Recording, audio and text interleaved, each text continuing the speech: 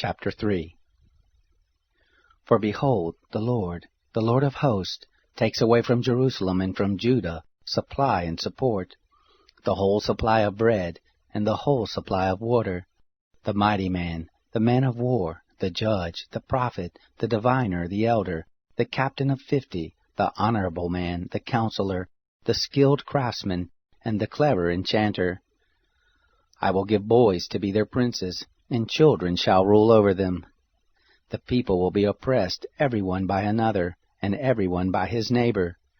The child will behave himself proudly against the old man, and the base against the honorable. Indeed, a man shall take hold of his brother in the house of his father, saying, You have clothing, you be our ruler, and let this ruin be under your hand. In that day he will cry out, saying, I will not be a healer, for in my house is neither bread nor clothing. You shall not make me ruler of the people. For Jerusalem is ruined, and Judah is fallen, because their tongue and their doings are against the Lord, to provoke the eyes of his glory. The look of their faces testify against them. They parade their sin like Sodom. They don't hide it. Woe to their soul, for they have brought disaster upon themselves. Tell the righteous good, for they shall eat the fruit of their deeds. Woe to the wicked, disaster is upon them, for the deeds of his hands will be paid back to him. As for my people, children are their oppressors, and women rule over them.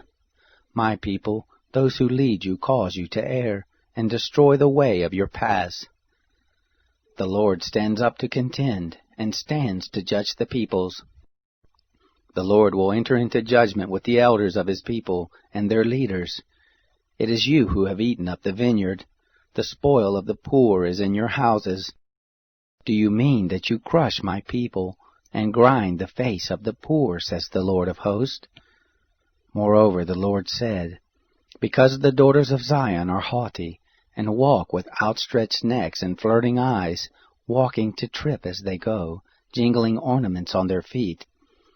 Therefore the Lord brings sores on the crown of the head of the women of Zion, and the Lord will make their scalps bald. In that day the Lord will take away the beauty of their anklets, the headbands, the crescent necklaces, the earrings, the bracelets, the veils, the headdresses, the ankle chains, the sashes, the perfume bottles, the charms, the signet rings, the nose rings, the fine robes, the capes, the cloaks, the purses, the hand mirrors, the fine linen garments, the tiaras, and the shawls. It shall happen that instead of sweet spices there shall be rottenness, instead of a belt, a rope, instead of well-set hair, baldness, instead of a robe, a girding of sackcloth, and branding instead of beauty. Your men shall fall by the sword, and your mighty men in the war.